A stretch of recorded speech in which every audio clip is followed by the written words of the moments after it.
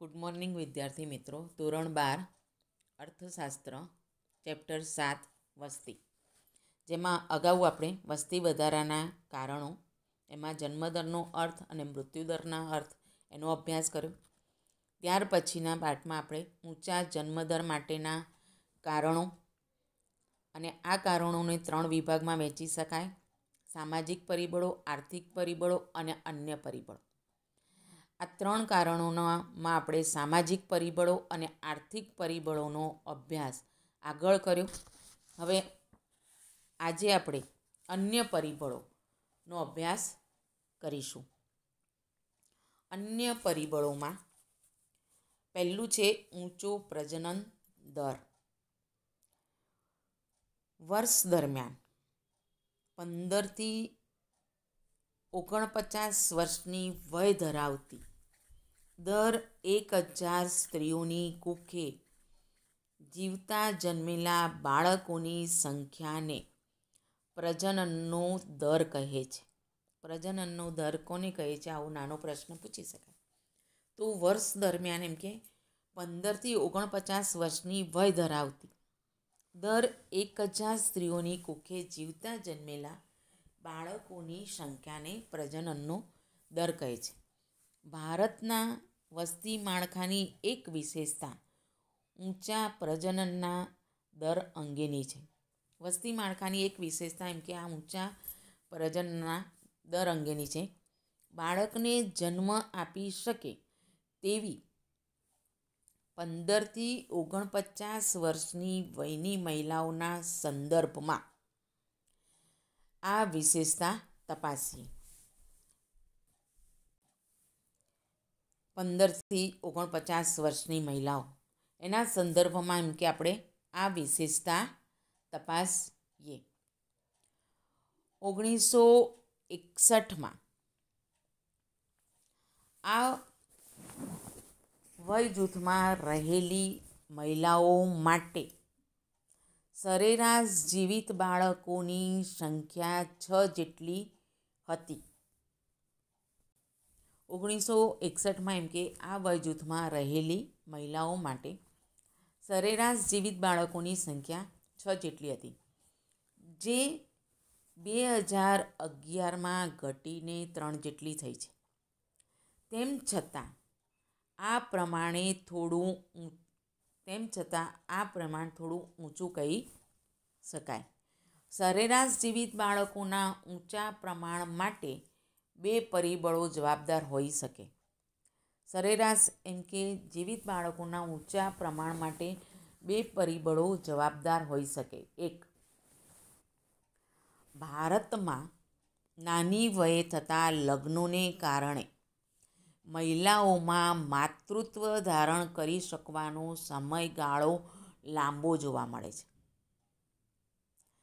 ઊંચા પ્રમાણ માટે એમ કે 2 જવાબદાર કારણો.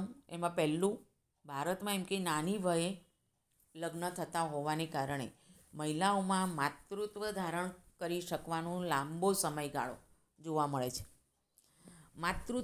બીજું કારણ છે, માતૃત્વ ધારણ કરી શકે તેવી મહિલાઓમાં અપરિણીત મહિલાઓનું પ્રમાણ ઘણું ઓછું છે.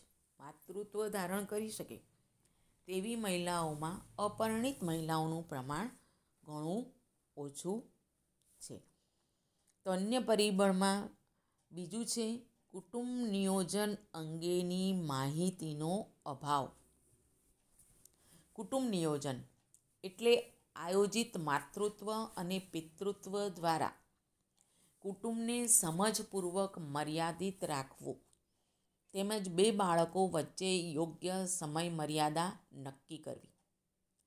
ભારતીય સમાજમાં વ્યાપક ગરીબી, સામાજિક રીતરિવાજો તથા ધાર્મિક માન્યતાઓની સાથે શિક્ષણના નીચા પ્રમાણના કારણે કુટુંબ નિયોજન સામે અવરોધ ઊભા થયા છે. કુટુંબ નિયોજન એટલે એમ કે આયોજિત માતૃત્વ અને પિતૃત્વ દ્વારા સમજપૂર્વક કુટુંબને મર્યાદિત રાખવું, તેમજ 2 બાળકો વચ્ચે યોગ્ય સમય મર્યાદા નક્કી કરવી. ભારતીય સમાજમાં એમ કે ગરીબી વ્યાપક પ્રમાણમાં, સામાજિક રીત રિવાજો તથા ધાર્મિક માન્યતાઓ અને શિક્ષણના નીચા પ્રમાણને કારણે આ કુટુંબ નિયોજન સામે અવરોધ ઊભા થયા છે. તે ઉપરાંત કુટુંબ નિયોજન માટેના વિવિધ સાધનોની જાણકારી અને આ સાધનોનું ક્યારેક અપૂરતું પ્રમાણ જન્મદરને ઊંચી સપાટી ઉપર ટકાવી રાખે છે. આ ઉપરાંત એમ કે કુટુંબ નિયોજન માટેના જે વિવિધ જુદા જુદા સાધનોની જાણકારી અને એ સાધનોનું ક્યારેક અપૂરતું પ્રમાણ જન્મદરને ઊંચી સપાટી ઉપર ટકાવી રાખે છે. એટલે ઊંચા જન્મદર માટેના કારણોમાં અન્ય પરિબળોમાં ઊંચો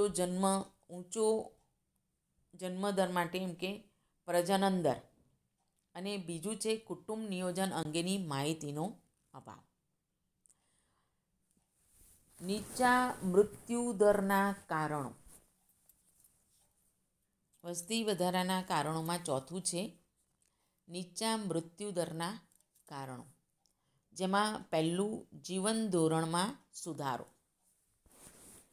આર્થિક વિકાસના કારણે લોકોની આવક વધવાથી જીવન ધોરણમાં સુધારો થયો છે. આર્થિક વિકાસ થયો એના કારણે લોકોની જે આવક છે એ વધી અને એને કારણે જીવન ધોરણમાં સુધારો થયો છે. દેશના લોકો પહેલાં કરતાં સારી ગુણવત્તાવાળું અનાજ, રહેઠાણની પૂરતી સગવડ, આરોગ્યની જાળવણી અને પૂરતું શિક્ષણ પ્રાપ્ત કરતા થયા છે, જેના પરિણામે મૃત્યુદર ઘટ્યો છે. દેશના લોકો એમ કે પહેલાં કરતાં સારી ગુણવત્તાવાળું અનાજ, રહેઠાણની પૂરતી સગવડ, આરોગ્યની જાળવણી, પૂરતું શિક્ષણ પ્રાપ્ત કરતા થયા છે અને આ બધાને કારણે એમ કે મૃત્યુદર ઘટ્યો છે. એટલે નીચા મૃત્યુદરના કારણોમાં પહેલું જીવન ધોરણમાં સુધારો થયો, જેના પરિણામે એમ કે મૃત્યુદર ઘટ્યો. બીજું છે રોગચાળા ઉપર નિયંત્રણ. 20મી સદીના ઉત્તરાર્ધમાં દેશમાં પ્લેગ, શીતળા, ક્ષય, મેલેરિયા જેવા જીવલેણ રોગોના કારણે મૃત્યુદર ઊંચો હતો. પરંતુ 20મી સદીના અંતમાં વિકાસના પરિણામે મેડિકલ ક્ષેત્રે અદ્ભુત પ્રગતિ સાધવાથી તેમજ વિવિધ રોગ પ્રતિકારક રસીઓનો આવિષ્કાર થવાથી ઉપયુક્ત રોગો ઉપર અંકુશ મૂકવામાં સફળતા પ્રાપ્ત થઈ છે, જેના પરિણામે મૃત્યુદર ઘટ્યો છે. રોગચાળા ઉપર નિયંત્રણ કે 20મી સદીના ઉત્તરાર્ધમાં દેશમાં એમ કે પ્લેગ, શીતળા, ક્ષય, મેલેરિયા જેવા જીવલેણ રોગો ના કારણે મૃત્યુદર ઊંચો હતો. પરંતુ 20મી સદીના અંતમાં એમ કે વિકાસના પરિણામ સ્વરૂપે મેડિકલ ક્ષેત્રમાં અદ્ભુત પ્રગતિ સધાઈ તેમજ વિવિધ રોગ પ્રતિકારક રસીઓનો આવિષ્કાર થયો. એના કારણે આ બધા જ રોગો ઉપર અંકુશ મૂકવામાં સફળતા પ્રાપ્ત થઈ, જેના પરિણામે એમ કે મૃત્યુદર ઘટ્યો છે. ત્રીજું છે દુષ્કાળ ઉપર અંકુશ. વિજ્ઞાન અને ટેકનોલોજીને કારણે દુષ્કાળ ઉપર અંકુશ આવ્યો છે. વિજ્ઞાન અને ટેકનોલોજી આ બંનેને કારણે એમ કે દુષ્કાળ ઉપર અંકુશ આવ્યો છે, તેથી ભૂખમરાને કારણે થતા મૃત્યુને ટાળી શકાયા છે. જેના કારણે એમ કે ભૂખમરાને કારણે મૃત્યુ થતા હતા એને ટાળી શકાય છે. 1966થી હરિયાળી ક્રાંતિ થવાથી દેશમાં અનાજના પુરવઠામાં નોંધપાત્ર વધારો થયો છે. 1966થી હરિયાળી ક્રાંતિ થઈ અને એના કારણે દેશમાં અનાજનો નોંધપાત્ર પુરવઠોમાં વધારો થયો. પરિણામે દેશના કોઈ એક અછતગ્રસ્ત વિસ્તારમાં છતવાળા વિસ્તારમાંથી સહેલાઈથી અનાજની હેરફેર કરી શકાય છે, જેના પરિણામ સ્વરૂપે એમ કે દેશમાં કોઈ અછતગ્રસ્ત વિસ્તારમાં છતવાળા વિસ્તારમાંથી સહેલાઈથી અનાજની હેરફેર કરી શકાય છે. તે માનવીને ભૂખમરાને કારણે મોતના મુખમાં જતો બચાવી શકાય છે, અને એના કારણે માનવીને જે મોતના મુખમાં જાય છે એને આપણે બચાવી શકાય છે. હરિયાળી ક્રાંતિ વિશેનો પ્રશ્ન 2 કે 3 માર્કમાં કે 1 માર્કમાં પૂછાતો હોય છે. તો નીચા મૃત્યુદરના કારણોમાં ત્રીજું હતું દુષ્કાળ ઉપર અંકુશ. ચોથું છે કુદરતી આપત્તિઓ સામે રક્ષણ અને વાહન વ્યવહારોની સગવડો. દેશમાં પહેલાં ધરતીકંપ, સુનામી, ભૂસ્ખલન, અતિવૃષ્ટિ, અનાવૃષ્ટિ જેવી કુદરતી હોનારતોથી માનવ મૃત્યુદરનો આંક ઊંચો હતો. દેશમાં એમ કે પહેલાં કુદરતી આપત્તિઓ એમ કે ધરતીકંપ, સુનામી, ભૂસ્ખલન, અતિવૃષ્ટિ, અનાવૃષ્ટિ જેવી આ કુદરતી હોનારતો થતી, અને આ હોનારતોથી માનવ મૃત્યુદરનો આંક ઊંચો હતો. આજે દેશના કોઈ પણ ભાગમાં આ પ્રકારની કુદરતી આપત્તિઓ સર્જાય તો ઝડપી વાહન વ્યવહાર અને સંદેશા વ્યવહારના પરિણામે તાત્કાલિક અનાજ, દવાઓ અને અન્ય પ્રાથમિક જરૂરિયાતો માનવતાના ધોરણે પ્રાપ્ત થવાથી મૃત્યુદરમાં ઘટાડો થાય છે. આજે એમ કે વાહન વ્યવહાર ઝડપી બન્યો છે, સંદેશા વ્યવહાર ઝડપી બન્યો છે.